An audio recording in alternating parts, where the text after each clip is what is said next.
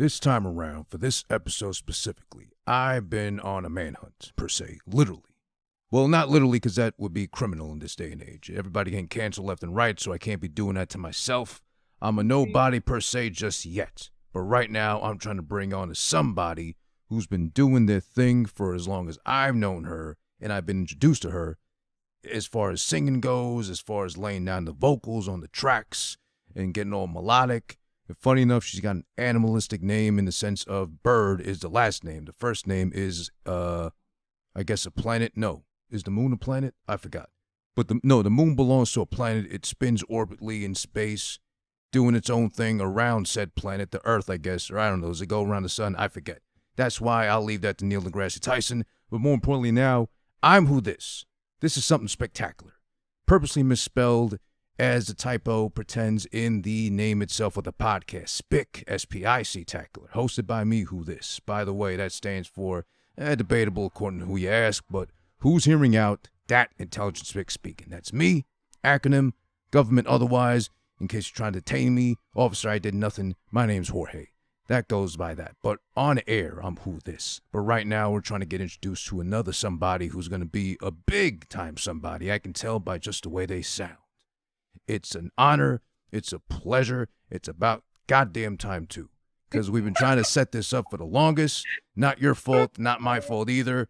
You know, conflicting schedules. Things happen, but I understand because you're in demand. As you've been for as long as we've been knowing each other through, of course, thanks to Angel, as always, AO Productions, shout out to him always, putting me on to different talented individuals. Today's episode, we are going to sit down, discuss, and talk the career, everything she's got going on for her, Luna Byrd. Yes, hey, I'm happy to be here, finally, right? Yeah, it's been a long time coming. I mean, you had different things come up, you've had different commitments to get to. So I understand that too, but glad to finally do this with you, have you sit down with us and elaborate on who Luna Byrd is to begin with and why we should care about what she does, meaning you. Now, I don't mean in the third person, but you know what I mean. Great. But how you been though? How's everything going so far for you today? I've been really good. Wow. I don't know. It's so interesting because it's been super bittersweet, like with the pandemic and everything that's going on in regards to that. I mean, it's so sad because so many people have lost so many loved ones, friends, etc. But unpopular opinion, I've really enjoyed this like quarantine. I've enjoyed like being stuck at home. I've enjoyed being to myself. I feel like it's really allowed me to get so much work done. So I'm really coming out of this this quarantine just like glowing and like happy. Like it's perfect. It was perfect. I'm good. It worked to your favor. It worked in my favor. I really just feel like, I don't know, the older I've gotten, I feel like I've had this like belief that like, even though I'm young, which is so common with people like my age, it's like, I feel like I'm running out of time. For whatever reason, I feel like I'm running out of time. I feel like the world is spinning ahead. So the fact that like everything was on pause for a couple of months, I felt great because I feel like I was able to play catch up. I feel like I was able to play catch up, really like get my ducks in order. So I've been good. Thank you for asking. Well, funny enough, I mean, not to offend women out there if I have a female audience at all whatsoever, but just like every woman does, they feel like they're running out of time, or running short on it too. Because you're young, you are. So you definitely got a lot of time ahead of you.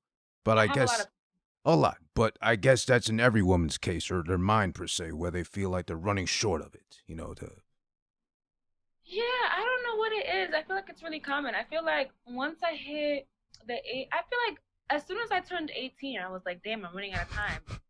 Like 18? Really, sis? Like you just started. I mean, thank God that I'm here because, shit happens every day and, things happen to people every day. So I'm very thankful that I'm still here. But, just considering like my age and all the things that I still have yet to accomplish, like I have time. Just gotta exhale. That goes for anybody out there my age. Oh, yeah. There's a long road ahead of you, especially because I got you at least by 10 years. So I'm the one with the ticket. Wait, what? Yeah. I think we had this conversation, though. You look great. Oh, well, thank you. I appreciate that. They say black don't crack, but I haven't yet, so I'm still in the running, of course. And I got at Right. least some years left to that. I'm light-skinned, so I'm going to show visibly, given the amount of time, soon enough, I guess. I'm really. What's your ethnicity? I've never known. Oh, well, I'm Peruvian.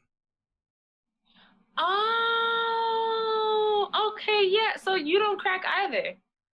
Well, we're not supposed to, but had I gotten my mother's color at least, she's like a shade darker than I am, then I'd be good until like 50-something. But I'm starting to see the crow's feet come in and like the frown lines, show Like up. it's It's okay. I mean, you know what? I'm not made to be beautiful. The women are the ones that got that job. That's their duty to do that. I'm Right. gonna be refined, I hope, if anything, but maybe. Let's see. But That's funny.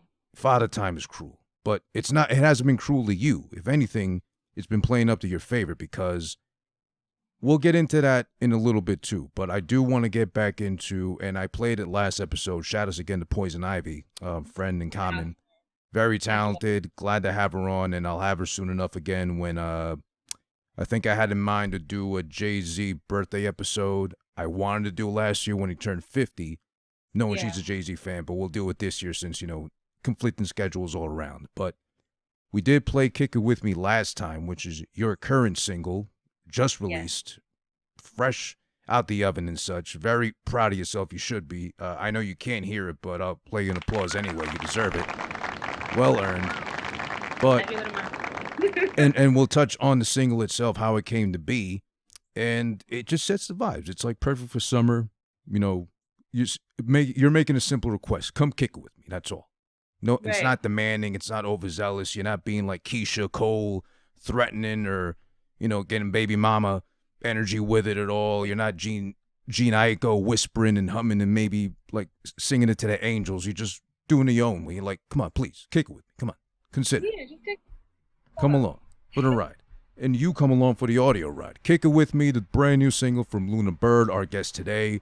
When we come back, we'll be touching on the single, her career, what she's got going on, and then some on something spectacular.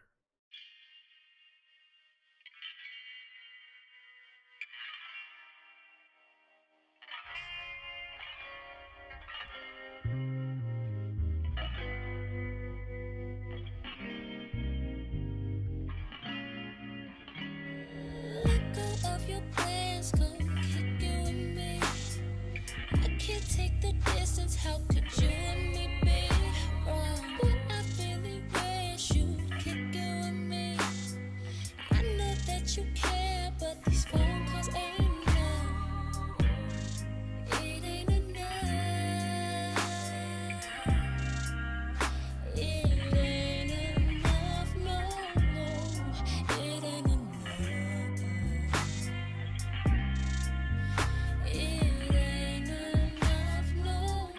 I can't touch you through the phone like I wanna. Been missing your body and it's driving me insane. Laid up in your t-shirt and that shit still smells the same. Pleasing me like you was here, been calling out your name. The things I wanna do when I think about you, I don't even mean to, but I think I need you. I go crazy about your boy. Spend my days about you, boy. Ain't no sharing about you. Let go of your plans, come kick it with me. I can't take the distance, how could you and me be wrong? But I really wish you kick it with me.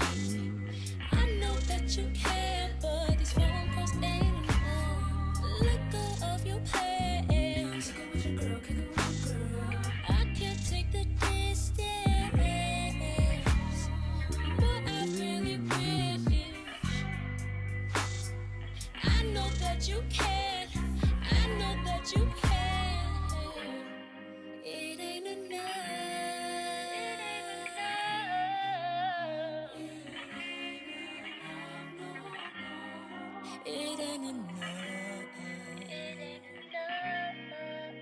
It ain't enough, no. And again, that was for the second time. It's a repeat offender song-wise.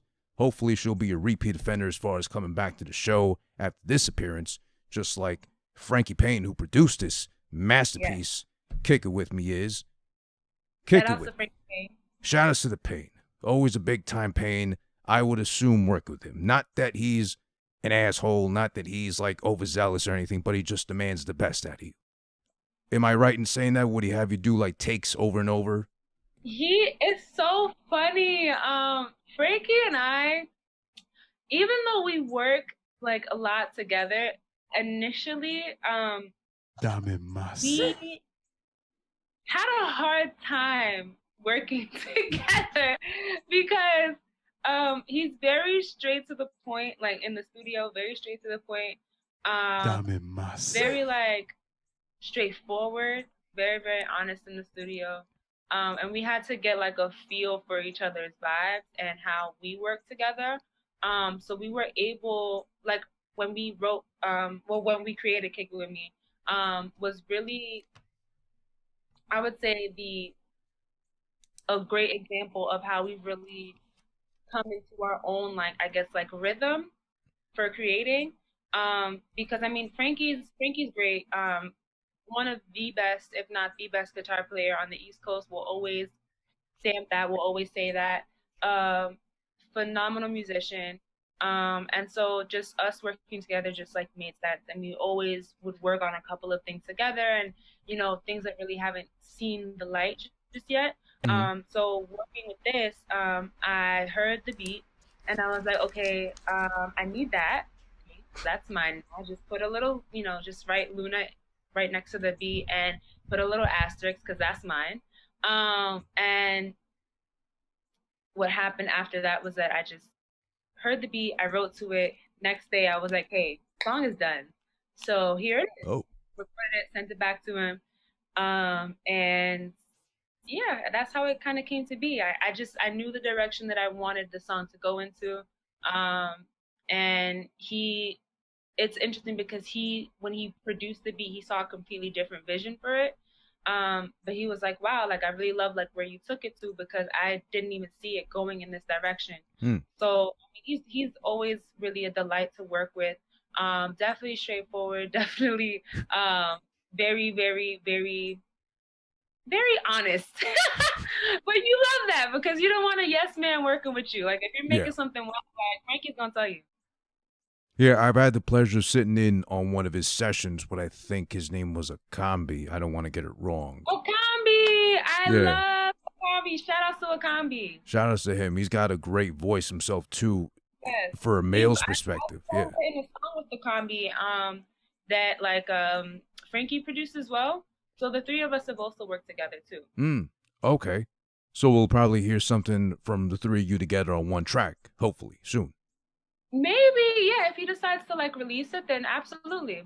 Oh, nice. That'd be great though, because your voice, his voice together, and the Payne just piecing it all together in the background would be something awesome. Well, actually, that's an interesting perspective because all I did for that song was songwrite, so I wasn't doing on that track. But that would be really dope. Like, Akambi and I doing like a song together, me featuring on one of the tracks. Like, who knows? That'd be really dope. That would be. Shout out to the Akambi again, because as Frankie described it best, he called him a Nigerian Michael Jackson in the sound. Yodeling. That's so funny. It is true. He's got sweet ass vocals though. I'll give him that. I feel like Akambi is like, I feel like Akambi's voice, he could do anything he wanted. Yeah. But I feel like the songs that he makes and then like also the tonality of his voice, I feel like he kind of falls into like that bedroom like pop category. Because he kind of gives you like Justin Bieber-ish vibes too. And like the Weeknd vibes. Almost as I could hear that. Yeah, you're right. I could hear that a little bit.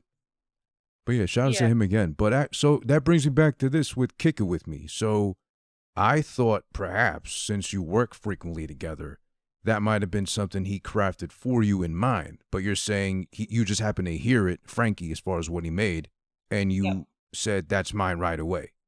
Yeah. So did you have the song or the lyrics or anything like that in mind once you heard it, or before going into it? No, I didn't have anything. I knew what I wanted to write about, so I had the idea, but I didn't have any lyrics. I didn't have nothing. I co-wrote the song with my homegirl Hydra. Shout outs to her. She's a singer and songwriter as well. Her IG is at 407 Hydra. So she's really dope. We co-wrote the song together. We write a lot together as well. And I went to her and I was like, hey, listen to this beat that Frankie produced. Tell me what you think. Played it for her. She really loved it. And I was like, okay, well, I want to write a song to this because I kind of feel like this kind of feels like my first single. And she's like, really? I was like, yeah. So we wrote to it, told her my idea. And yeah, that's really how the song came into fruition. All right. Well, it surprises me because obviously I'm not a musician. So I admire all you guys when you do your thing, or I can get like more insight on how everything comes together. So as a singer and a songwriter that you are, do you find it, well, better yet asked, you're still fairly young. How long have you been doing it for? I guess would be my lead-in question. Wow. I've been in the music industry for a couple years now. So I've always, how do I say this? In terms of making my own music, I've really only started recently, like I would say about 3 years ago. Before that, I was working in concert production. So I produced and coordinated nationwide tours. Okay. So we would fly to like Canada, we would fly to Los Angeles, like pretty much everywhere, Texas. And so I did that for a while. I worked in both American music and K-pop as well. I did everything from like street team. I was a runner. I was a PA. I did social media managing. I did stage managing and artist care managing as well. So I did that for a while, and that was a lot of fun. I originally went into that because I wanted to learn all aspects of music because I knew I wanted to be a singer. But I stayed in that world like kind of for a little longer than I wanted to. Because I kind of just got happy like learning and being there. And so there was this one tour that I was on that really made me feel like, that made me realize like, hey, I was here to learn a little bit of what I wanted to do. I've kind of stayed a little longer than I wanted to. Now it's my time to go. And that was for an artist called CL. She did a North American tour. She did stops in Vancouver, Ontario, Los Angeles, Texas, really like east to west, but all over. It was dope. It was a great tour. She's part of this group called 2NE1. They've disbanded, but she went to do her own like solo thing. So I did that tour, and that was super hard.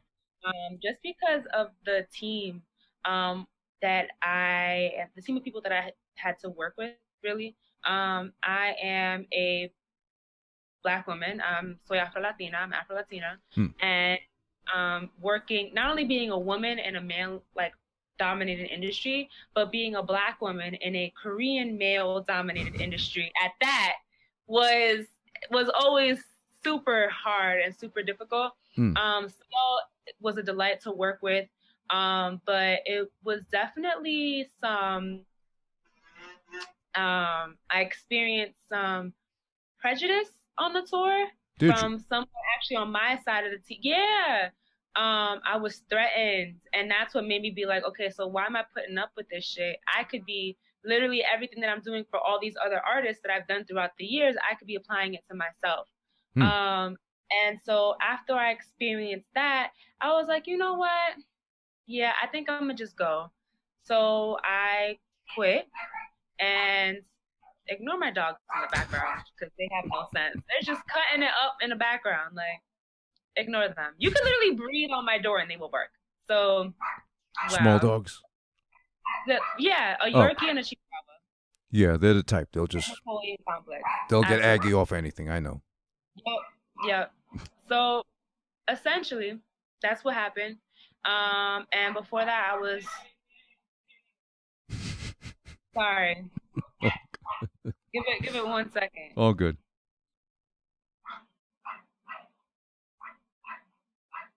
They don't want to be left out. That's all it is. They don't want to be left out of the interview. Especially the goddamn Chihuahuas. They act up. Oh my gosh. And she's the main one. They always are. I hate Chihuahuas. I love dogs, but I hate Chihuahuas. So sweet, but like she. Hold on, give me 1 second. I'm gonna see if I can. I am back. It was just a delivery, and okay. dogs love mailmen, so there's that. Sorry about that. No, you're good. You're good. I mean, again, I was saying I love dogs. I'm an animal person, but I hate Chihuahuas specifically because the only times I ever gotten almost bitten was Chihuahuas. Chihuahua? Yeah. That's crazy. That's so funny because people will say that about like Pitbulls, and I love Pitbulls. They're like the most harmless. Like I do too. They're big babies. Harmless. They're literally big. Oh my god, I love them. Okay, I could literally talk about Pitbulls all day. Don't get me started. I didn't even know that you were a fan of them like that. Yeah, definitely. Never met it's crazy. I never met an aggressive, like bad-tempered pit bull. Funny enough, but Chihuahuas, everyone I've interacted with have been like, I've been bitten. They've pissed on me. They've whatever with me. All the above. Yeah, they're no good. Yeah, I mean, if they wanna breed out anything, leave the pit bulls alone. Get rid of the Chihuahuas. We really don't need them. I'm screaming, get rid of the Chihuahuas. Yeah.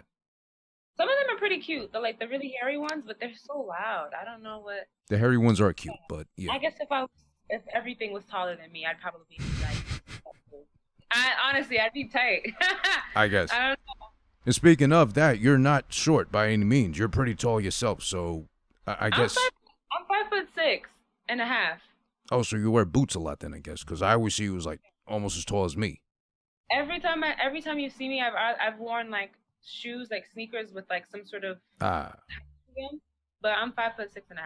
Okay, but still, that's a good height. Respectable. If people ask me, I say 5'7" because I just round up to the half. That's your artistic height. Technique. Yeah, that's your stage height. Yeah, right. That's the stage height. Right. That's what they're gonna get on the interviews. I'm 5'7".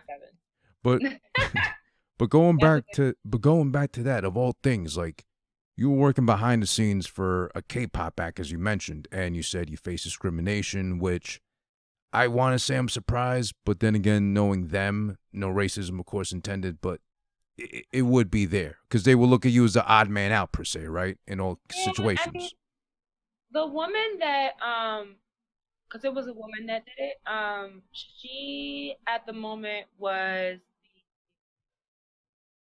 stage manager and the artist care manager. We were in Ontario, and I think that was the last stop on the tour. And throughout the whole tour, I was paired with her because I'm a very patient person and I'm very kind. So I was literally told, like, hey, we're pairing you with her because, we know that you can handle it. We know that you can handle her. And I was like, okay, well, sure, fine, whatever. So throughout the whole tour, it was just like a lot of like microaggressions, and things that I had to put up with, and like her outbursts and stuff like that. So really on the last day of the tour, and she had a habit and a knack for not doing anything and then taking all the credit when I did it for her. That Yeah. Yes. But anyway, last day of the tour, she was just really on one. She like yelled at me in front of the interns. She, which I was not jacking at all. Like I didn't like that. But again, I'm very patient, so I kind of just walked away. I said I did what she wanted me to. And then she pulled me outside in front of another friend and started like later on in the day, and she just cursed me out. Oh. She was like just all this, saying all this like these F-bombs and the shits and whatever. I don't want to curse, but like she was just cursing. And I said to her, I was like, and what really pissed her off is that, again, I'm very patient. And when people kind of are on 1,000, I have a talent of just being like at 0. So she's like yelling at me, and it upsets her that like I'm being super calm, cool, and collected. And she's like, well, why don't you say anything? And why do you act like you don't care? And I said to her, well, so and so person. I was like, you can't expect to be treated with all this respect and kindness when you aren't giving it to other people. She Right. was like, well, what is that supposed to mean? And I was like, well, you just came out here and cursed me out and called me out of my name. And she was like, well, no one's going to believe you. And I was like, excuse me? And she was like, yeah, it's my word against yours. Who do you think they're going to believe? Right. Majority rules, I guess, in her favor. Yeah, I'm the minority in the situation. It was me and two other black girls on the tour. And I was like, all right, if that's how you feel. I went and I told our CFO. Our CFO tried confronting her about it. She got pissed off and quit. And the tour manager was like, okay, well, since she quit, I don't have enough time for her shit because she did this on another tour as well when I worked with her again. And he was like, are you able to take up the mantle? And I was like, yeah, absolutely. Like, I'm down. When you're on tour and anything happens, like, you're supposed to be able to like easily adapt to anything. Right. But what was really upsetting is that because she was the stage manager, they really wanted her to finish. Well, one of the people wanted her to finish out the show, so they asked me to apologize. And I was like, but I'm not the one that's wrong, you know? That was really upsetting. But they were like, yeah, but we need her. And I was like, all right. I mean, if you want me to apologize, I don't mind. Tried to apologize, and she kind of just like ran away and was like being immature about it. But she was the one that asked for the apology. It was a whole weird situation. Long story short, that tour made me realize I'm kind of done with putting up with people's shit. I'd rather take all this knowledge that I am very grateful for, by the way, all the opportunities that I've received throughout the years, working on different tours with all these different, like, these big artists, with these huge productions, because I've been in some of the best, venues, and I'm able to, like, walk through, like, in between the walls and be like, you know what, I am manifesting this for myself. I'm going to perform here someday. And now that I have all of the tools to do so, like, I can just do all this stuff for myself. So that's what I'm doing. Now it's just time for you to do the work to get there yourself, where you've been already. Yeah. Nice. Literally. So. Wow. Well, the good thing is, out of all of that, is that you didn't play into the stereotype, I guess, they expected you to play up with, as far as, getting agitated or blowing up just because you're getting treated a certain way. So that's good. That's good on you. It made yourself look good. Absolutely, because I feel like as a person of color, unfortunately, like, we always are able to, I don't know, we're always put in these situations where it's like, okay, well, in this situation, I was like, I don't want to blow up at her because I'm the minority in the situation. And I really do feel like if she went ahead and cried wolf, then I would be seen as the difficult one. Yeah, the villain, the difficult one. And that's something that, I have to worry about as a woman of color, as a Black woman, on the daily. And other, Black people and minorities have to worry about. So it's really unfortunate, but I don't wish her any ill. I don't wish her anything bad. I mean, it's all love on my end. But yeah, I'm just not working there no more. I'm not doing anything like that of the sorts. I'm just doing it for me. So. Well, that's good. So then that was your clear-cut path as far as you starting your own journey for yourself to start your own music thing. Yeah, so I'm thankful for that. I mean, like I said, everything happens for a reason. I said that earlier to you. Everything happens in its own time. So that was really like the push that I needed to really, because everything does happen for a reason in its own time. Yeah. So I feel like as people, sometimes we hold on to things for a little bit too long, and I kind of felt like the universe and was really just pointing me in a different direction, like just telling me, like, Luna, it's really time for you to go. You learned what you needed to. Glad that we had this experience. Thank the people you need to, and just go. Time to dip. Yeah, because I was reading that the other day, finally, and trying to apply it to my own life too, as you do as an artist, as I do as this as well. There's no losses in life. There's only lessons in what you learn and what you do with it afterwards to actually make yourself better. That's great to hear, though. But I did want to touch on one thing, because in the story you explained they try to play you as, or hope you would play up to what they expect you to act up as. You know, the minority, she'll just blow up at some point, cave in, and then, you know, we'll prove ourselves right as far as her minority is concerned. But you're actually Dominican and Haitian, as far as your heritage is concerned. Yeah. Did that ever play a role in your upbringing? Because I know you said you were born here, specifically, where in New York are you from again? I'm sorry. Manhattan. Okay, so you're a Manhattan girl. Okay, cool. Yeah. Did that ever play into your upbringing? Because at least for those who aren't aware, I'm sort of kind of familiar at least. There's always been a tension between Dominicans and Haitians. Dominicans have been very foul, very cruel towards the Haitian end. I don't believe not so much the other way around, but they haven't been very friendly to one another per se. Has that ever played a part in your household or upbringing at all? Conflicting? It definitely has affected like my upbringing, just because you know, well, I was raised with my Dominican family, and you know, my mom is the one that's Haitian. I mean, sorry, Dominican, and my dad's the one that's Haitian. Mm-hmm. So I didn't really grow up with the Haitian side of my family, so I don't speak Creole or Patois or Francais. I just speak Spanish. Mm-hmm. I've always wanted to learn Creole, but I was just never taught. It's really interesting because some of the older people in my family do hold on to, as do a lot of like old school like Dominicans, holds like a lot of animosity towards Haitians, which is really unfortunate. Just because I mean we're all on the same island, like we share a home, we're the same people. It's just difference. Like the difference between us is just really who picked up whom on the boat and who left where on the boat. You know what I'm saying? On the island. Yeah. Like we're the same people and we're all beautiful. And even a lot of our dishes are the same. And the foods that we eat and the things that we say and how we move and the way that we look too. So I have always liked to say that, you know, I embody love and unity, because the, you know, Dominicans and Haitians still to this day, they don't necessarily really get along. Yeah. And the fact that I exist in itself is just, I feel like a really beautiful thing.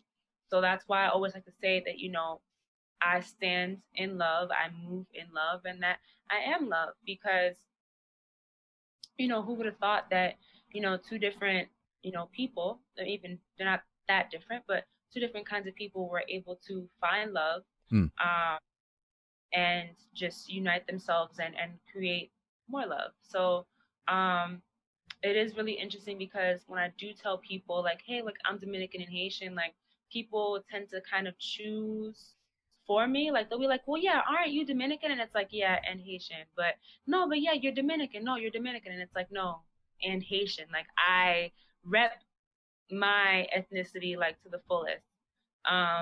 And I'm very, very, like, I take a lot of pride in that and where I come from. That's cool. And yeah, it's at least for those who are familiar, more familiar than I would be with it too. I've only read about it, and I've heard from Haitian friends that I've had that Dominicans have been, I guess the best word is, not all, of course, some per se. Yeah, no, not all of them, absolutely not. Some have been more on the foul end towards Haitians for no reason but the fact that they're Haitians, or they're per se darker, but like you say, they literally share the same island. They're next door neighbors per se. I don't remember if the earthquake really affected much of the DR end, but I know it ravaged Haiti pretty much. And that was a whole thing too, what I think Haitians tried to like find salvage in the Dominican Republic, but they kind of refused them outright per se. And I don't know if you recall that at all, or.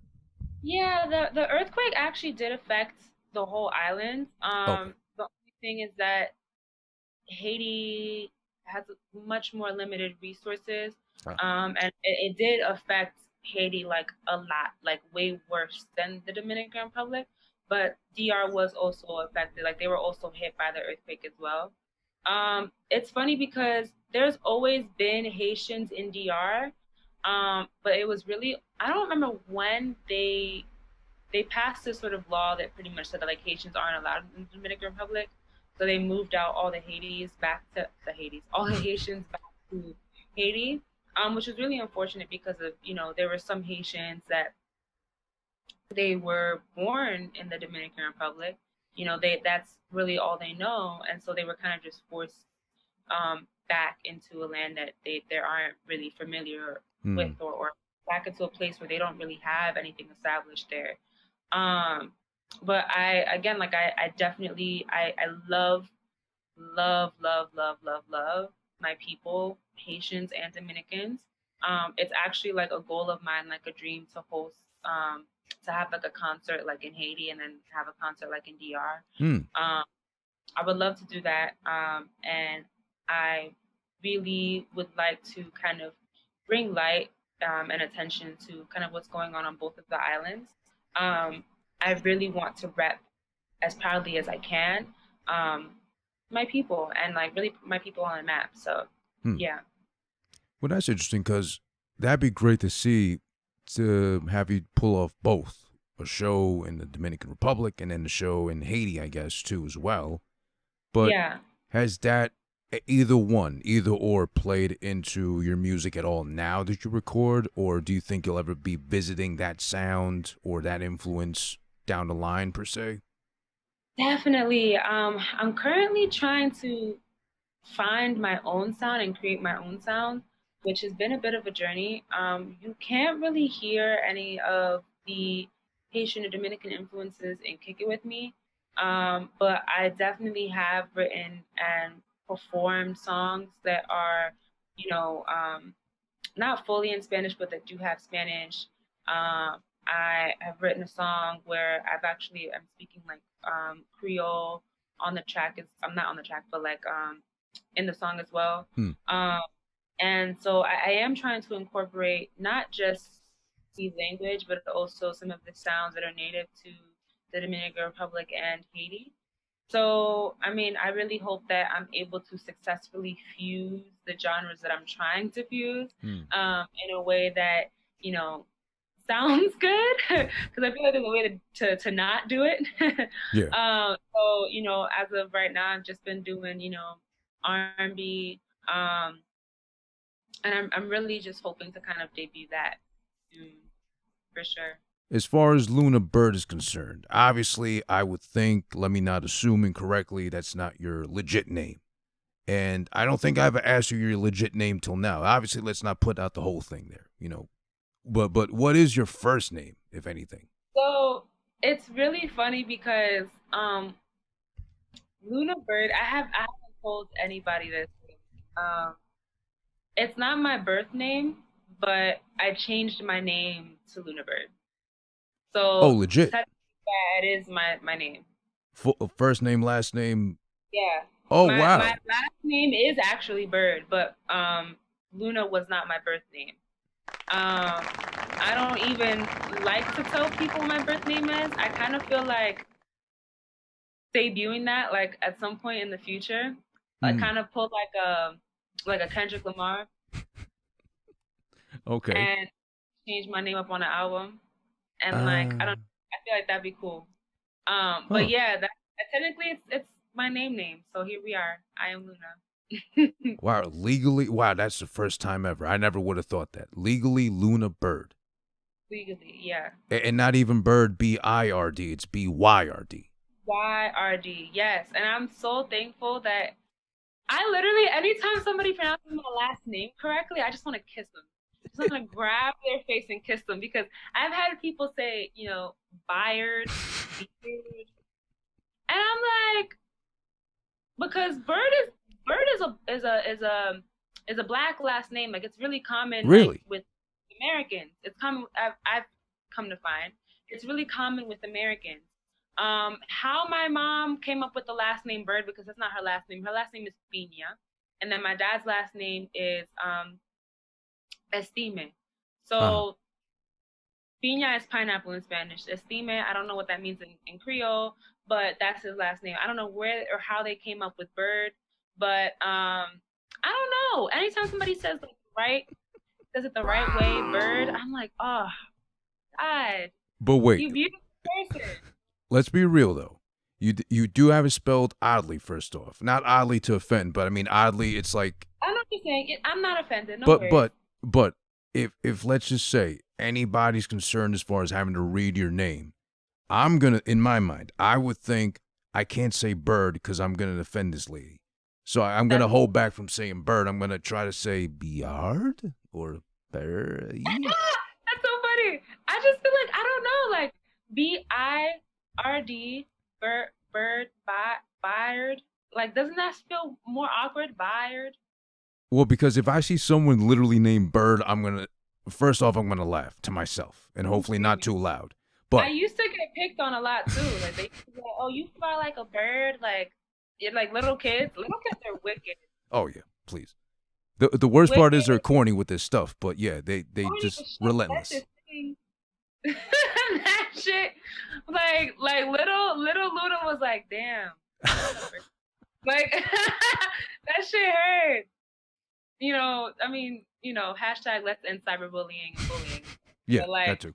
Little kids suck. Yeah, they used to pick on, on my last name, but that's why I'm so proud of it now, because I feel like I kind of like took it and like reclaimed my own name. I don't know, it's weird, but yeah, because I used to not like my last name because I was like picked on for it. So. Oh yeah, I would assume with that last name it wouldn't be easy at all, especially in New York of all places growing up too, because like you got everybody like as they say here cutting ass on you just for having that name. It's clip, yeah. That's a fact. We have to commend and give applause to whoever did say your name correctly upon reading it too, because again, I would just think to say it. I can't say Bird because she's gonna correct me or she's gonna go off on me if I do say that. You got it. You got it. Well, not me, but I would assume like any common person having to read your last name, like, okay, I can't say Bird. That's gonna get her mad or something like that. So you're playing mind games with us. See, you're trying to tattoo yourself on people's brains that way. That's smart. That's so funny. But you know what's funny to me? I feel like, I don't know, I feel like a lot of people will get like all these like famous like painters names and German names and Latin names like good on the first try, but then anything else it's like, oh, I'm sorry, like what's your name? How do you pronounce it? Like, and it's like, all right, now we're doing too much. Like my name's not that difficult.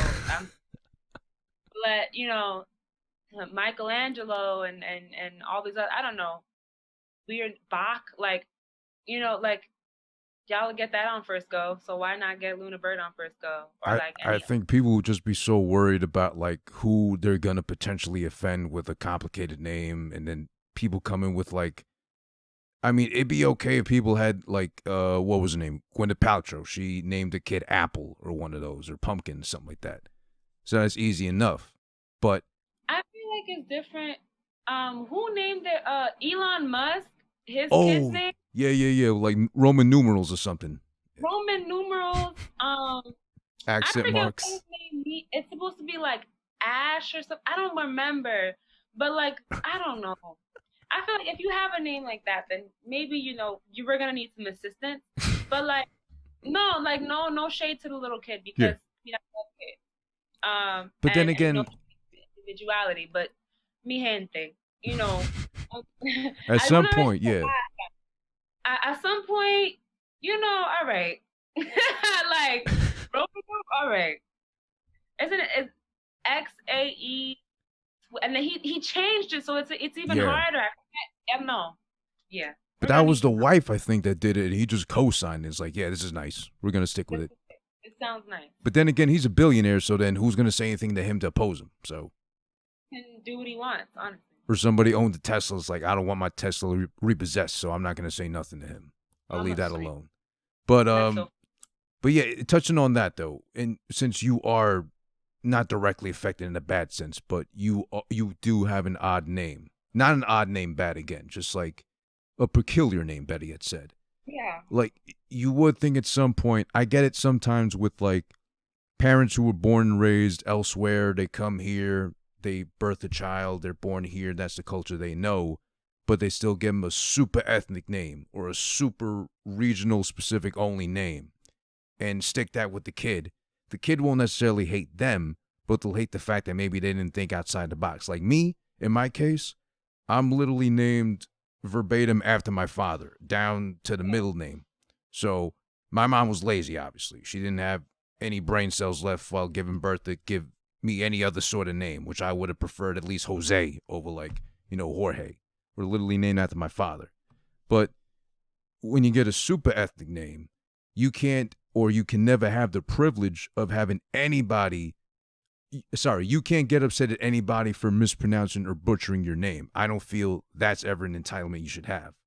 But then people still do it, though.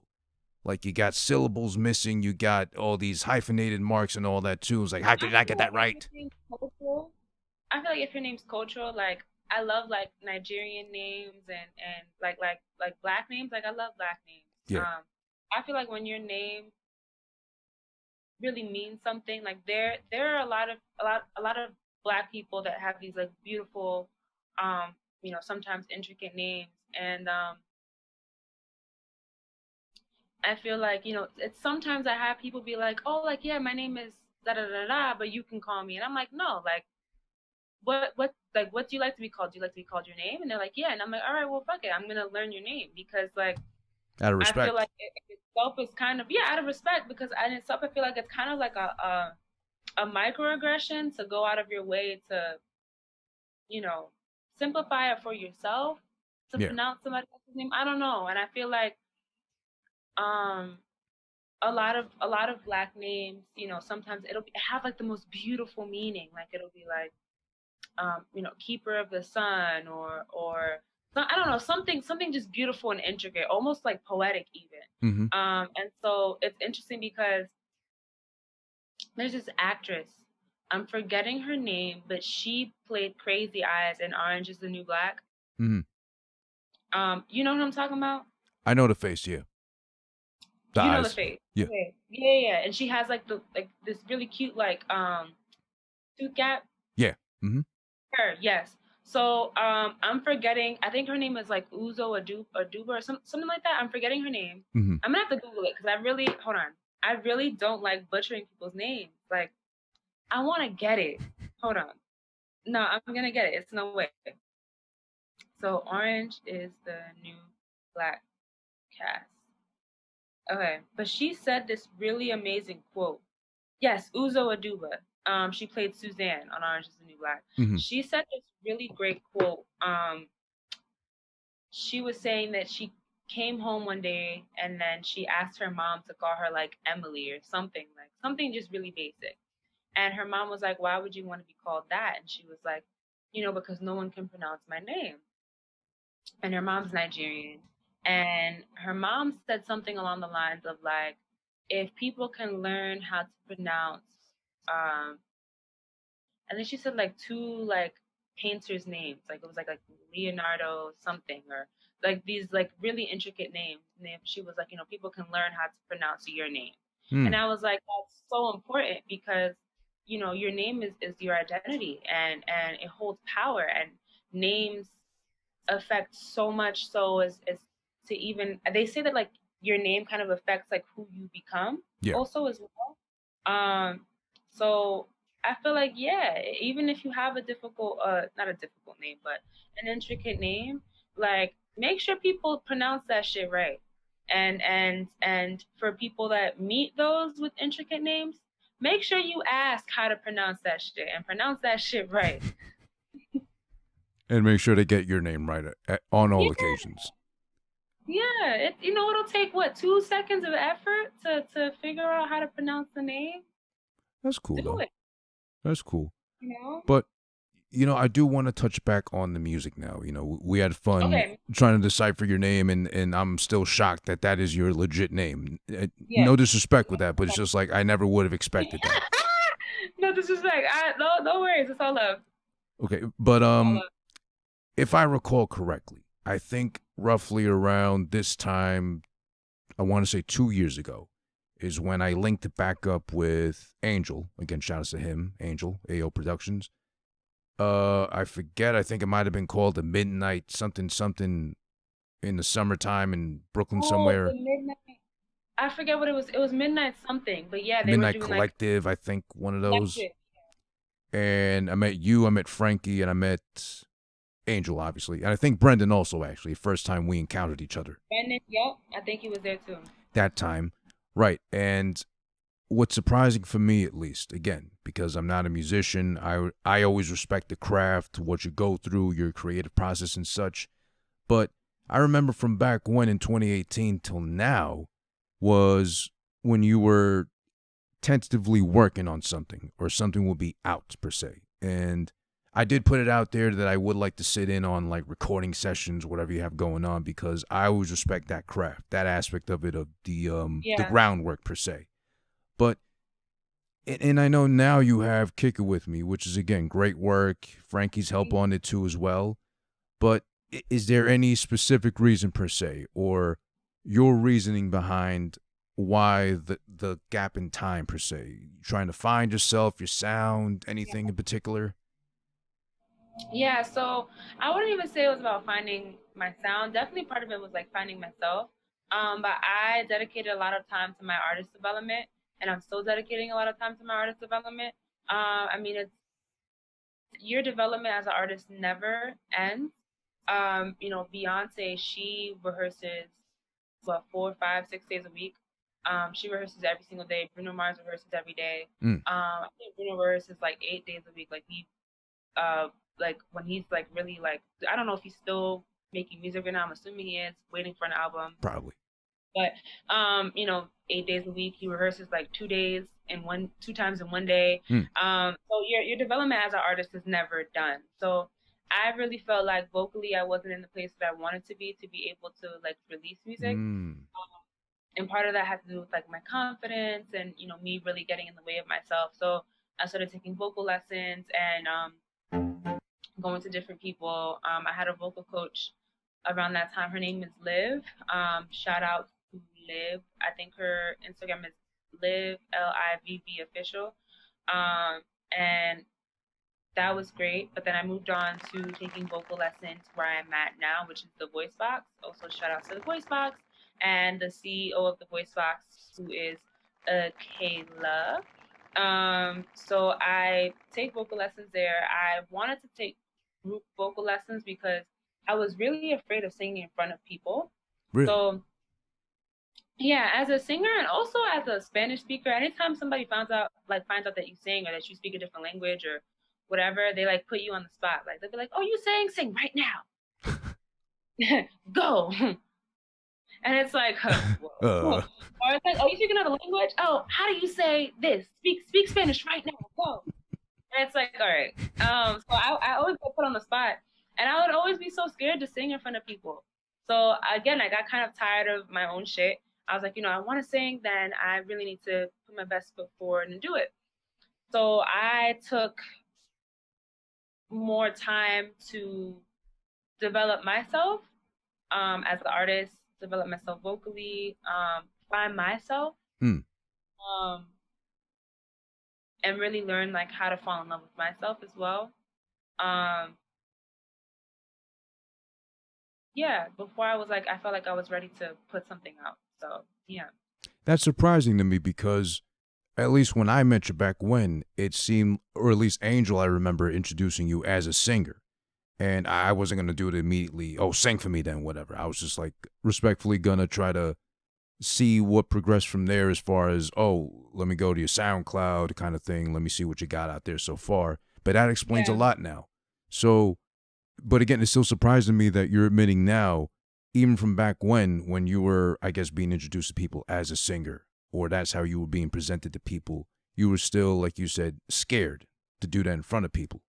Yeah, it's interesting because people really think that, I mean, for some people this isn't the case, but it's really scary, like doing what I do. It's really scary because you don't get to hide. You don't get to hide any part of yourself. And the music that you put out, like it isn't yours. Like it's for the rest of the world.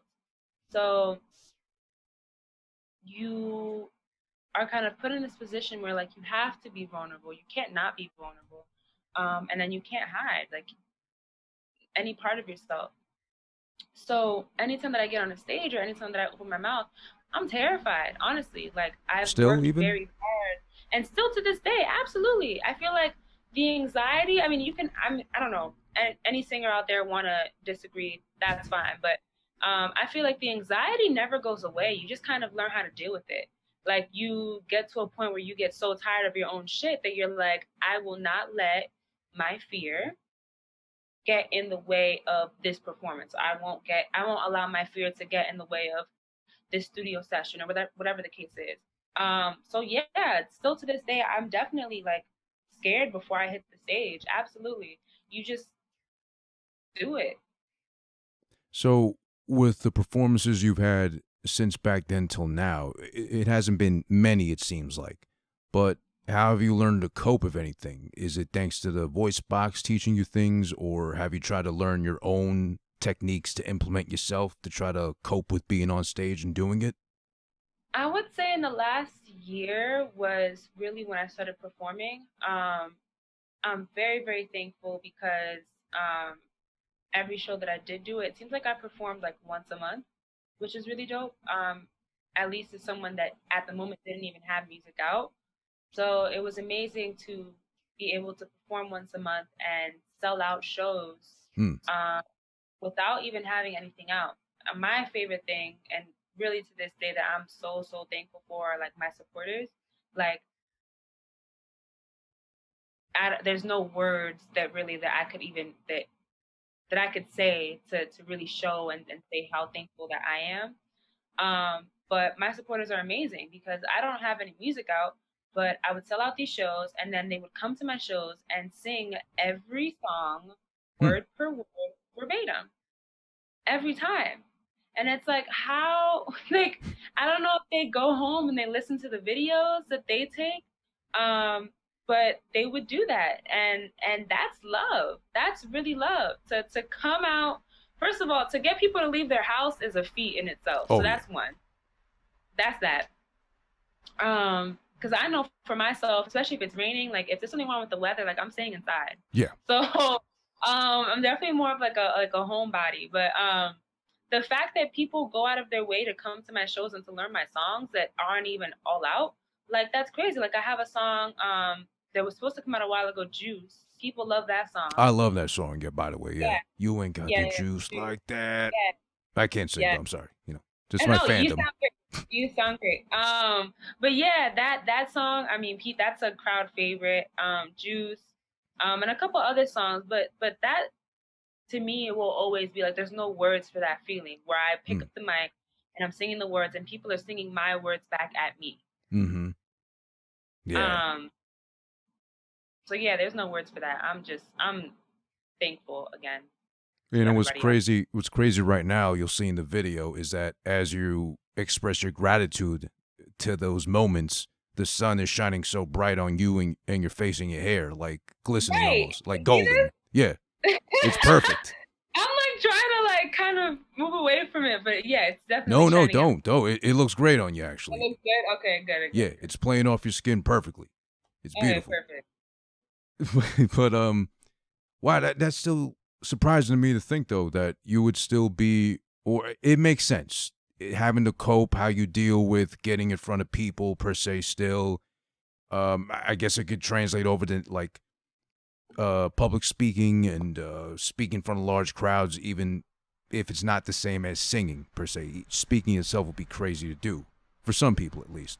But it's crazy you cope with it. It's still amazing to see that you're, as you go by performance wise, you're still learning, you're still kind of seeing, getting the feels for it, that how to best manage around that. So that does explain now, I guess, why you're comfortable with Kick It With Me being the single. What's the next thing you got in store now, if anything? What else is coming up for you? So I'm hoping to drop a single. I'm hoping to drop music every 8 weeks. I'm putting it out there because I want to hold myself accountable. So that's really like my goal. I hope to share more of myself with everybody. I really hope to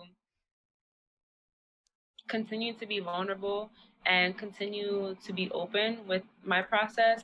That's kind of just like the next step for me. I am releasing another single. It's the second part of Kick It With Me. It's called Lie to Me.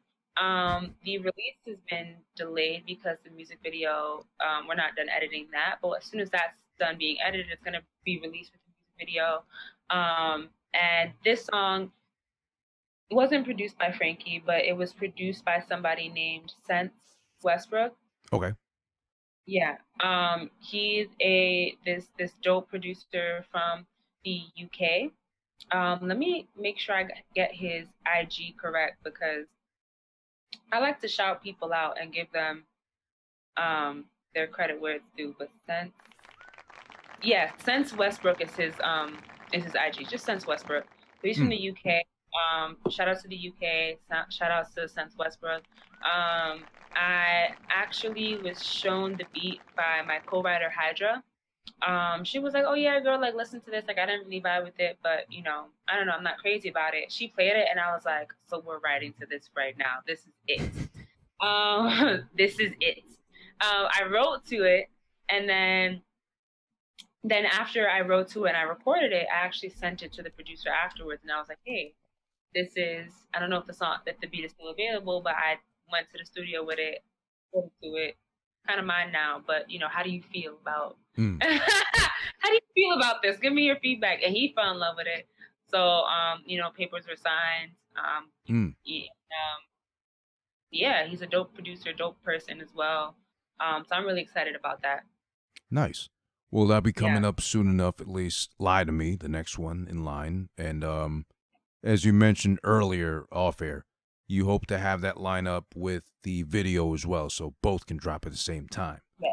Which I found commendable, and it makes sense now because, like we discussed also off air earlier, you mentioned that you didn't want to do so much an album or an EP, like you said just now, preferably something dropping every 8 weeks because of the overall audience's now short attention span with music.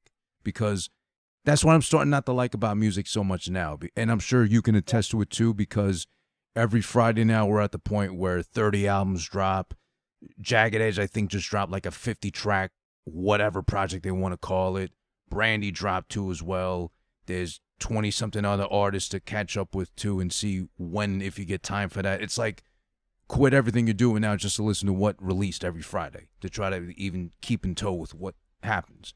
So you being an artist now, you being finally comfortable now to do the single route, have a sort of set routine of when you plan to drop new material.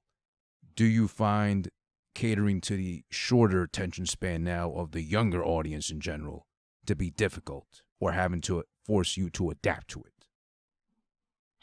No, I feel like honestly, if you're an established artist, like Ariana Grande could drop whatever she wants to, whenever she wants to, and it's gonna be a hit. So when you're an established artist, you can really drop whatever you want. But I feel like when you're not established, it doesn't really make sense to drop singles or EPs. And I mean, no offense to any artist that you know is doing that. I mean, I really don't feel like there's a map or a key on how to do this. Every networking panel I've been to ASCAP, I've been to a bunch of panels, I've networking events, and everything kind of just falls under that, you know, no one really knows what they're doing. They're just kind of seeing what might work and noticing like little patterns that may be working in their favor, and they just kind of go with the flow. So I just kind of feel like, oh, I lost my train of thought. But yeah, no one really knows what you know what they're doing. There's not really like a key to it or a map. You just kind of have to do it and hope that something sticks. I mean, no, I get, and the fact that you lost your train of thought makes sense too, because that adds to your younger, so short attention span on your end too. Right, the short attention span. That's so funny. That's perfect. You played right into it, exactly. Played right into it. But yeah, I was.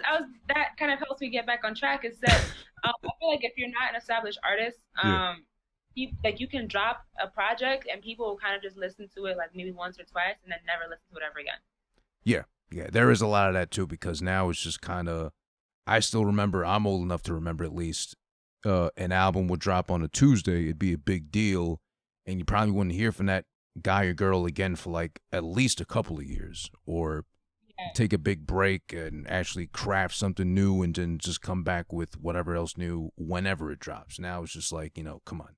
It's overbearing. I lost that interest too. Like, I love hip hop, but then every hour there's like a new rapper coming out. Every day there's like a new SoundCloud full of 5-6 freestyles that just slap together, and some hits, some don't, and then you're kind of stuck out there wondering, okay, who can I land on that makes sense to me, to what I like? And then subgenres, all that too, is just a mess. But that's fine and dandy how they want to handle it too. With this now, with Kick It With Me, with Lie to Me coming up next soon enough, do you have any end goal per se? Do you have a set number of tracks you want to put together and put out and neatly packaged together? Or what are you going with, maybe theme-wise, with any of these? What am I going with? What wise? Like, do you have like a theme you're going for? Do you have like something elaborate setting up at all? No, I'm really just, I feel like another beautiful thing about just dropping singles is that you get to kind of play around with sounds. You get to one, build a nice like support. You get to, I don't like to say fans, but like you get to, kind of have your support kind of grow and like the hype around you grow. But you also get to play with sound. Like, you get to see what your supporters like and don't like. Get to see like what some DJs like or don't like, etc. And so I feel like, I don't know, I'm just gonna have fun with releasing music and just really building like a strong catalog. And then in the future, like, for sure, probably would drop an EP once I establish myself more. But in that case, since you might be not so much worried about, but you're looking to see feedback from whatever you put out there, since you're fairly new, would you still be more of, I have to listen to what the audience tells me and do that? Or would you just take that as maybe, okay, that's a tip I can go with for whatever else next I'm doing? I'm a very big believer in making the music that you want to make. So I'm always going to do what I want. But at the same time, I just want to make sure that, like, you have to find a happy medium of, like, I don't know. Balance. I don't know. I'll always just make the music that I want, because I've never been the kind of person to adhere to what anybody like really wants me to do. I just kind of go with like my gut. I'm just just saying that when you do like release different multiple singles, like, you get to just see like what's working and what's not working, and you kind of get to just readjust your game plan, and perform like a new plan of attack. Okay, that makes sense then. So you'll take into factor whatever someone says to you, hopefully most likely a fan, but you'll consider it as far as what you want to craft on your own. So your sound is still your own. Absolutely, because I feel like when you don't really care about what people say or how they feel, like, I feel like you're able to create, and you just create, like, you're able to create something that's more authentic and something that resonates, versus just creating like what's out there now. Because what's out there on the radio now and what's on the chart right now, like, those songs were made months, maybe years ago. Maybe they came out months, maybe years ago, and they're only just now getting recognition.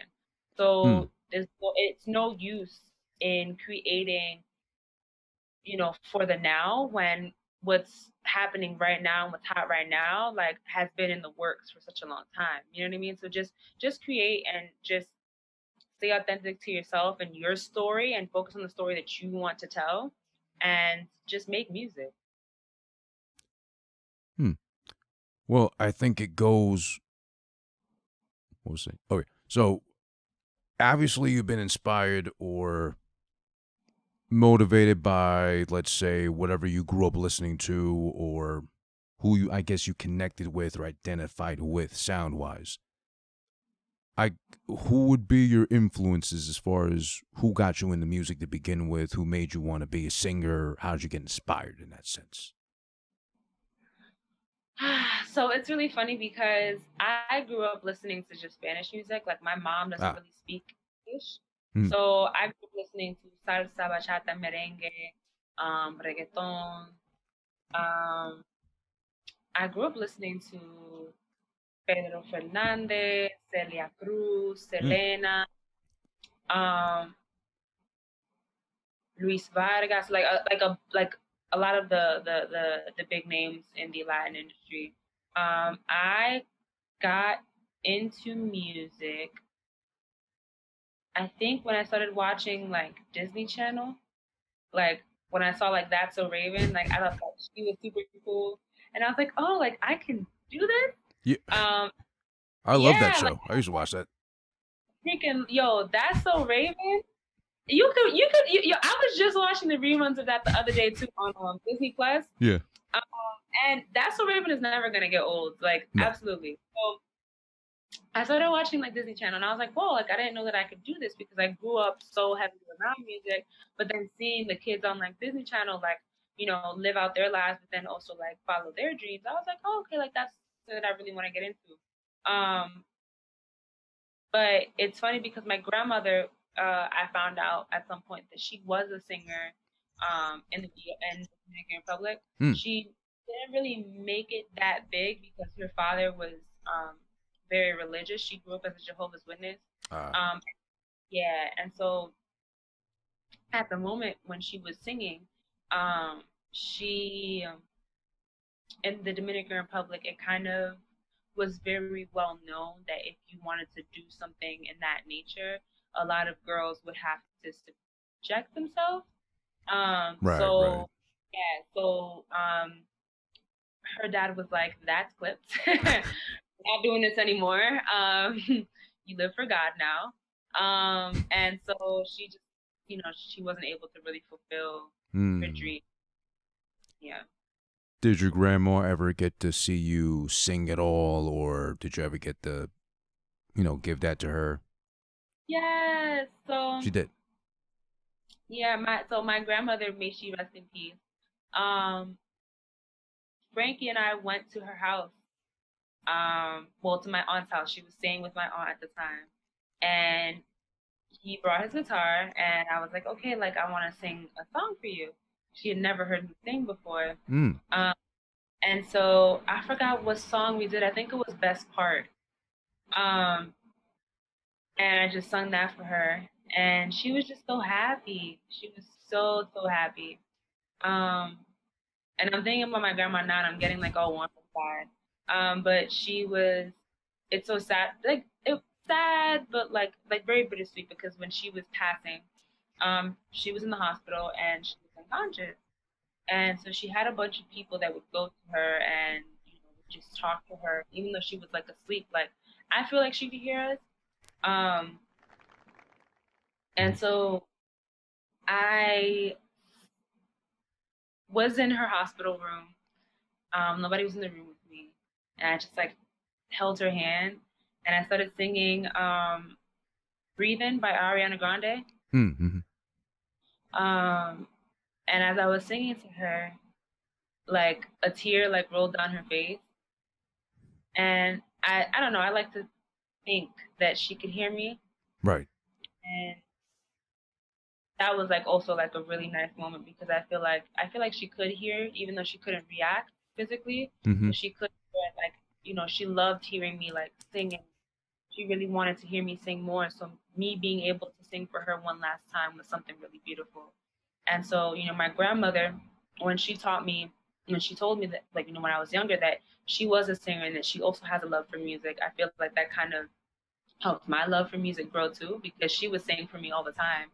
And my grandmother's voice was something that I always would hear every time I would call her, because she's from DR. So every time I would call her and get on the phone with her, like, that was the voice that you would hear in the mornings. That was the voice that you would hear on birthdays. That was the voice that you would hear because, she loved singing. So, may she, that's a lot of where my inspiration comes from as well as her, Oh, wow. That's nice to hear, though. So she definitely you got to give that to her before, rest in peace, she left us. Yes. And it's a beautiful song. It is. Have you heard of it before? Breathing? Yeah. Okay, yeah, it's a beautiful song. So I sung that for her, and it was a beautiful moment. I mean, I'll take it you're an Ariana Grande fan. I mean, I am too. She's got a great voice. I like to look at her more than I like to listen to her, to be honest. But But do you ever have that complaint, or have you ever heard that yourself, where people say, "Oh, she kind of mumbles or garbles through her words through the songs at all"? No, I mean, like, music is also subjective. Like, you're gonna feel how you feel about it. I feel like Ariana could sing any genre, anything that she wants, and it'll sound great because she is a really talented vocalist. Like, can't nobody take that away from her. Personally, right? Yeah, I feel like sometimes people that just like hate on other people, like just because you hate on that person doesn't mean that you can take away from the things that make them great. So like let's say you and I have beef, I'm not gonna be like, oh well, his podcast sucks. And it's like, what? Clearly you have an amazing podcast. Like now you're lying and now you look stupid. Like Ariana can sing. Like we're not gonna take it away from her. And there's also so many things like mumble rap. Like again, music is subjective. You can make whatever you want. Yeah. So that's my thought on that. I don't think she mumbles at all, but it's interesting that people will go out of their way to say that, I guess. I think they were complaining, at least like per se the haters, they complain that she doesn't like enunciate every word or something like that, which I can understand her. Like I never had that issue myself. I've never had an issue. That's funny. Which is weird because, I'm also a big fan, again, as I said, looking at her more than anything, I'm guilty. But then I had to worry initially because I thought maybe she was underage, so maybe don't look at her so much or don't watch her stuff. But then she is of age, thank God. But I was always a fan of, what was that show, Victorious she was on? Victorious, yes. That's so funny because, I don't know, I had a friend of a friend who's actually on Victorious. Leon Thomas. At the moment, my friend Selena, she was going to middle school with Leon Thomas. And it's always so interesting kind of seeing, just like a little fun fact.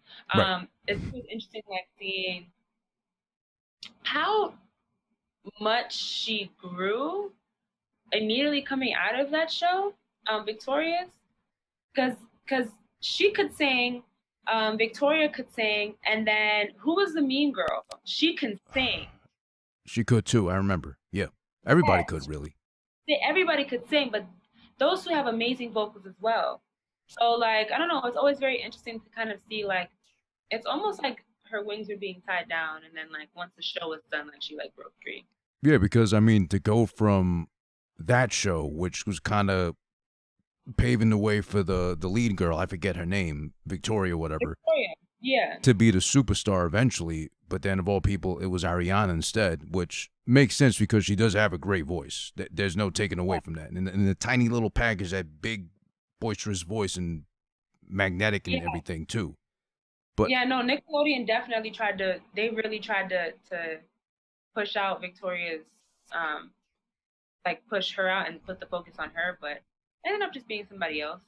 Which is okay. I mean, because we got Ariana, we're okay with the world. She can lick all the donuts and cause all the trouble she wants to. Oh, I'm screaming, not lick the donuts. She's never going to be able to live that down. Oh my goodness. I mean, but then again, if she's the one in your donut shop licking your donuts, are you really going to get mad? Like, that's good press for you. I personally would not, because I'm an Ariana Grande fan. So like, I'm biased. I'm really biased. I definitely could see why somebody would be upset that she's going into their shop and licking all their donuts. Because it's like, I literally just baked that shit, took all morning to bake that shit, and now you come in and lick them. So I mean, anyway, love to Ariana. If I ever have a donut shop, feel free to come through and lick all my donuts. And don't eat them, because the way she's built, she hasn't had a donut ever. Don't eat them. But yeah, you could get away with that shit at my donut shop. So shout out to you, sis. And considering the fact you're a singer, of course, do you have any albums at all from any time, younger, when you were becoming a singer itself, or learning that you could, that inspired you at all, and said, yeah, this is the one, this is what I want to kind of envision myself as, at all? In terms of inspiration, like for Ariana in general, or anyone in general, outside of Ariana, everybody. Yeah, there's a lot of people who I really love and look up to, like musically. Tiana Taylor is amazing. Kehlani's amazing. A couple of other people. I love Ariana Grande. Her pen is amazing. The fact that she like also knows how to produce and engineer some of her own stuff is Oh, also does she? really. Yeah, Oh, she makes it from what I've been told. Because when I went to ASCAP, I think like last year, on the panel was like Tommy and Victoria Monet, who work really closely with Ariana. And so they were just talking about how like she's so hands on, like she knows how to do everything. So she really knows how to verbalize like what she wants, what she's looking for. oh, And if she isn't able to, like she has no issue like recording herself, really like doing her own thing. So she's really dope. She's a multifaceted individual, like hmm. really talented. I'm blown away. So she can do that like studio nerd talk like probably Frankie would or something. Yeah, no, absolutely. But I think it's also important, like as an artist, to be able to do everything yourself. Like super important. Oh, in this Pick day up and every, age, yeah, I think, right? learn how to do some sort of engineering. Learn how to, to produce a little something. Um, if not, I feel like you're gonna spend a lot of time like waiting on other people to get the shit that you want done. Right, right. And I guess that explains why so many new artists today like have no delay in putting stuff out. They just know how to like get in there, get out, promote properly, do it all on their own. Yeah, yeah. Have you So learned yes. yourself at all anything or have you been touching Oh, on that? absolutely. I still would like to call myself as like a baby engineer. I'm not a baby engineer, baby producer. I started learning how to produce. I'm not the best at it, but I'm really trying to get better. I do know how to engineer. I was taught by a couple of really dope engineers.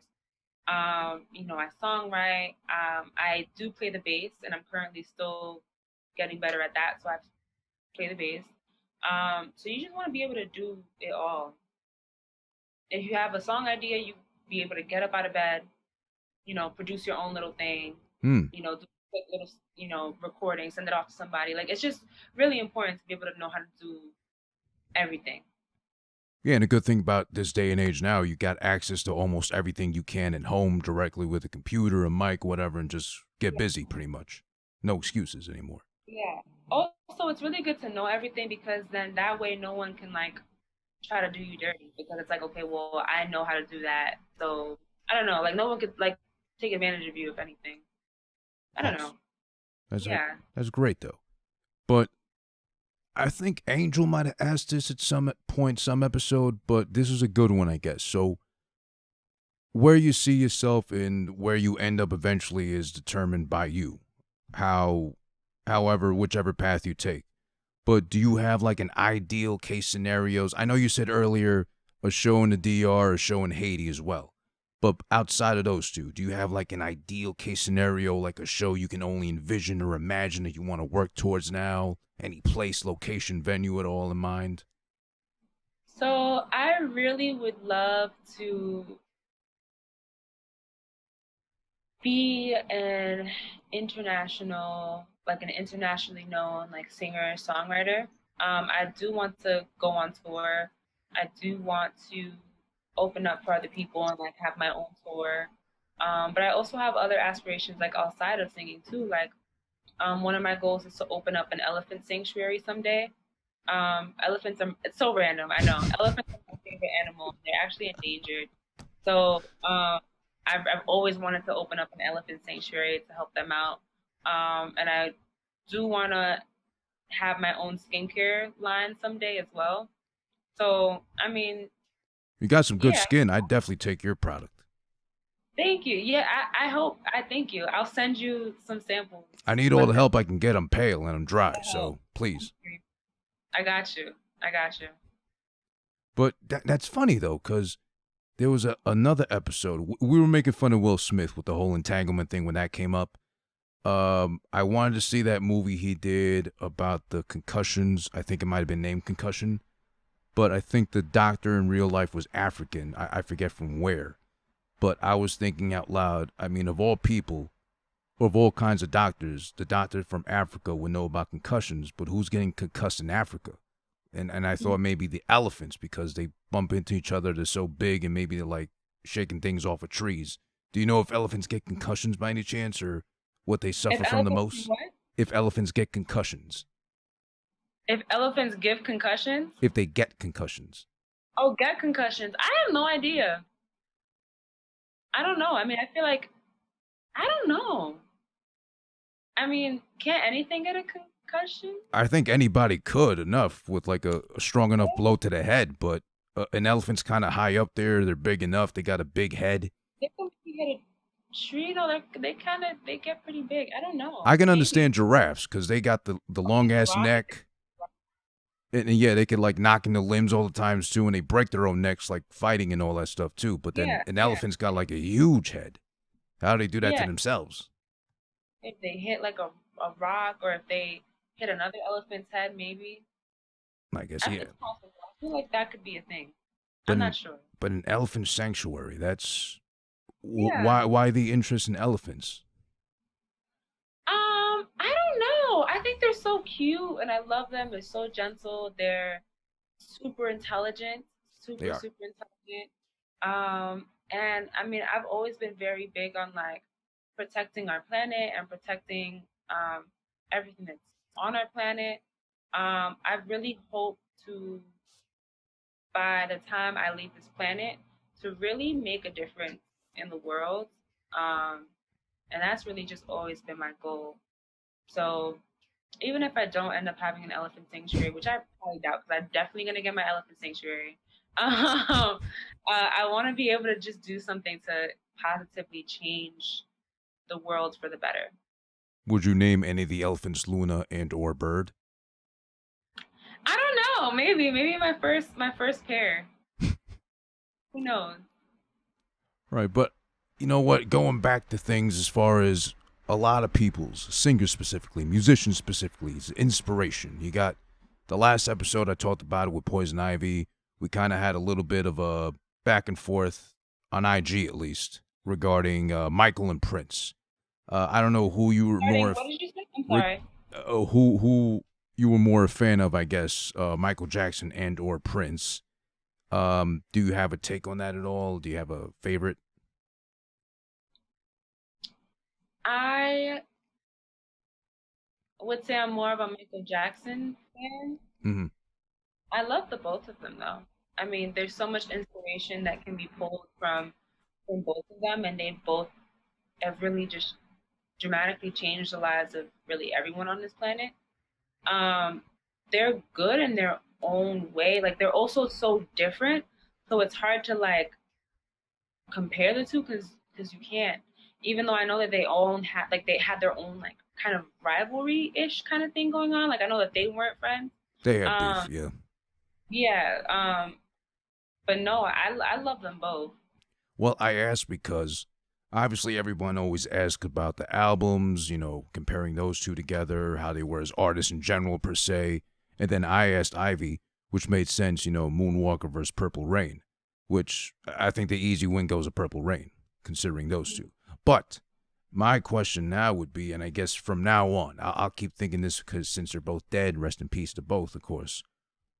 Who would win in a fight, Michael or Prince? Oh my God! Because, but here, wait, what kind of fight? Like we're talking fisticuffs or what's fisticuffs, going at it, you know, all rules thrown out the window. Because hear me out, because as far as I remember, before Michael passed, and Frankie made a good point that This Is It tour.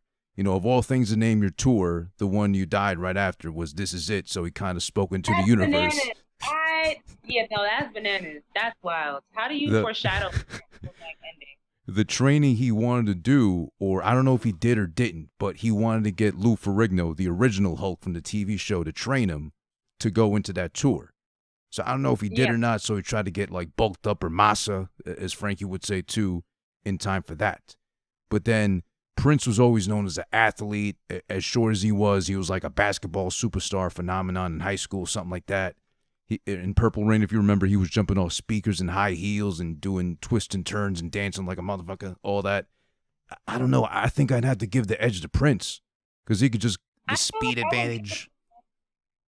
I would give it to Prince because Prince was, and this is like something that like Prince fans like adore about Prince. Like Prince was shady. Like Prince was the king of like shade. And I feel like you have to know how to throw hands if you're gonna be so shady. So like no, because Prince, like if Prince had a problem with you, Prince would like give you that look, like side eye, everything. That side eye. You have to know how to throw hands if you're gonna be shady. That's a fact. So I feel like Prince was afraid of nobody because Prince knew, like, if any of these bitches try me. And he had the heels if all else fails. He could just take one of those off. In his attire, absolutely. Yeah. So I would say Prince. I don't know. Who knows?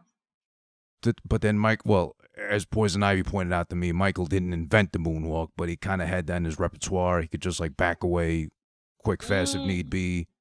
I don't know if he could do a split, Michael. I don't think he ever did. Or I never seen him do one. Right. No, I don't know. But like, yeah, Prince is short enough. He'll throw his hands probably first or whatever, as he always does. Michael might bust a split, duck it, like on that Johnny Cage Mortal Kombat movie shit. But then I don't know if Michael ever did a split. I don't think he could for some reason. As limber and as slim as he was. Who knows? I don't know. But do people do splits in fights? That makes you vulnerable. What was like, that? Once you're out there, like, all you gotta do is like wail on them. I don't know. It seems kind of extra, right, to do a split to like avoid anything, because then you got to get back up. You're stuck down there if you're too heavy. Get back up. I don't know. I can't split, so if I'm down there, I'm down there. You might as well just count me out. Just roll on your back and just hope for the best, if anything. Yeah. I don't know. I feel like if you're going down there, you have to go with a plan because that's a for sure way to get yoked up. All right, but we'll mark this one as a W for Prince. Rest in peace to both, of course. Fan of both, but I think Prince, yeah. But that's back in the day, though, of course, when you talked about it, you spoke about it. Well, you walk the walk, you talk the talk. You could back it up. Nowadays, there's a lot of tough talking on the internet, and now they come confront you, and it's like, oh, I never said anything. No, I'm a fan. What are you talking about? I just wanted your attention. Yeah. So, yeah, we'll see. But we'll mark that as a W for Prince on this occasion. I'll be asking that until the day I drop dead, I think, because until we bring him back like virtually or do like the hologram shows, I think we'll never see it happen. But that'd be awesome.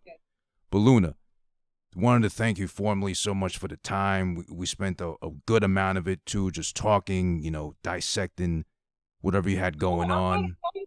Oh yeah. Go ahead, please. Go ahead. I just wanted to give a shout out to one person. Mm-hmm. So I've been working very closely with my friend Leaf. She's an artist. She's a singer and a rapper. I don't know if you've seen me post some of her stuff on my story, but her and I work very closely. She directed my music videos, both of them. We have written actually songs together. They're not out. But we have written songs together, and she's definitely somebody that's been in my life for a while. Okay. We've been friends. I've known her since middle school, since we were like 11, 12 years old. Okay. She's really dope. She has an EP out right now. And just wanted to shout her out because, she's been in the, music industry kind of doing her thing. And she definitely helps me a lot with her like advice and her support. And I'm just super grateful to have her as well. Also shout out to Endless. She is another person that I work with. She's a singer. She and I do the background vocals on my tracks. So she's dope. Her name is Endless. I think her IG is It's Endless, and then Leaf's IG is just @LEAF. Mm-hmm.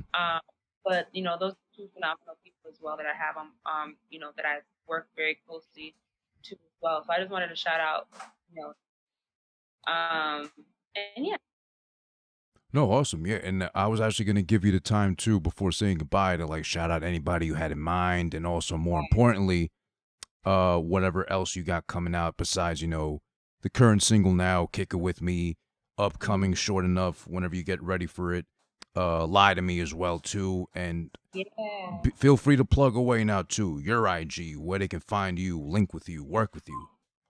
Yeah, so you can find me on all platforms at Laugh, Smile, Hello. Again, it's just laugh as in like laughter, smile as in smile, and then hello. Like hello. Yeah, I mean, it's funny because I was just asked the other day like why that's my like my screen name. Mm-hmm. And I feel like it fits so well because I'm literally, I mean, if you look at me, like I'm always smiling, literally always laughing. I True. have the biggest smile. And I feel like, I don't know, even though it doesn't say anything about me singing or being an artist, I feel like it fits me really well. And that's been my screen name since like forever. So Last Mile Hello, all platforms. Kick It With Me is out on all platforms as well. Tidal, Spotify, iTunes, Deezer, wherever you listen to music, she is on. So yeah. Nice. And it's fitting at least that you have Last Mile Hello as your tag for everywhere you have everything going on for you because, well, I'm surprised actually that, let's say like a vegan yoga studio didn't snatch up that name first to label themselves that. That's healthy, But right? I feel like I snatched it up before any of those dishes. You beat them to it. And I'm sure that's the one time they probably, threw a fist up at the air and cursed the Lord for not getting on that sooner, if anything.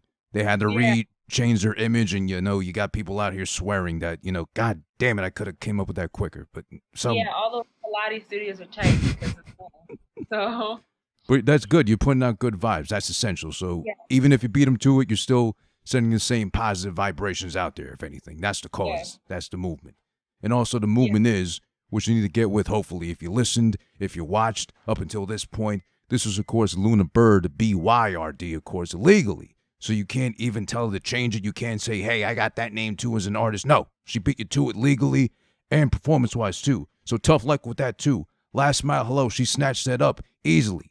Didn't have to think about it twice. No legal implications at all whatsoever. She owns that too. LLC, trademark, whatever. Whatever you got in mind. And guess what? Something spectacular. Who This? That's me. That's my program. Who This is, excuse me, on IG. Everywhere else too, for the most part, Who This. I mean, here and there might be Who This Is One on YouTube or the Twitch, whatever. Someone beat me to the Who This, so I couldn't win that battle at all. Even if I took it to court, I'm losing. Unlike Luna Byrd. She won that. But something spectacular. Thank you again for your time today, Luna. I really appreciate it, and I hope we get to see you perform soon in person live enough when things go back to normal, and also just to link in person as well again, too. Absolutely, absolutely. So, I really want to thank you for your time. I thank you for being such a big supporter because you're always definitely, engaging on my platform, reaching out to me and seeing how I'm doing and all that stuff. So I really thank you. And I once again wanted to just let everybody know, stream that shit. We're doing really, really good. Wait, I need to show you something because I'm really proud of this. Yeah. Go ahead, please. Show you one thing. So for my first single, we're doing really well. I'm gonna just go and check my numbers again because I've literally been attached to it. So we're already at 1.5K streams. On Spotify. We're at 868 listeners. And it seems like every minute there's at least 3 people listening per minute, 3 to maybe 4 or 5 people listening per minute. So it's really dope so far. The top listeners are from the US, Germany, the UK, Colombia, and Norway. So shout out to Colombia, Germany, Norway, and the UK. I don't know who's bumping my shit out there like that, but shout outs to you guys. Play the song for your grandmama. Play the song for your friend that you can't see and you can't be with at the moment. And yeah, just kick it. That's impressive though, and thank you for sharing those stats. That's definitely great that you're getting out there internationally. They're kicking it with you. It's so funny because I told my vocal coach, I was like, these numbers, I'm so I was like, oh my God, people are listening to my music. She's like, yeah, why wouldn't want people listen to you? Are you listening? What's going on with you? I'm like, I know, but still. So it's very exciting. It's my first single, and I'm just really excited to share my heart with the world, share my story with the world. And just, I'm so excited to continue growing and continue to learn and share myself with everybody. It's well deserved. You should definitely be proud of yourself, and thank you for sharing that. That's very impressive that in the short amount of time it's been out, it's doing numbers, it's making the rounds. Today. I mean, a week. Yeah, it's been a week. That's it? Yeah. Oh, wow. That's even more mind-blowing. So we are here. Gang, gang. Nice.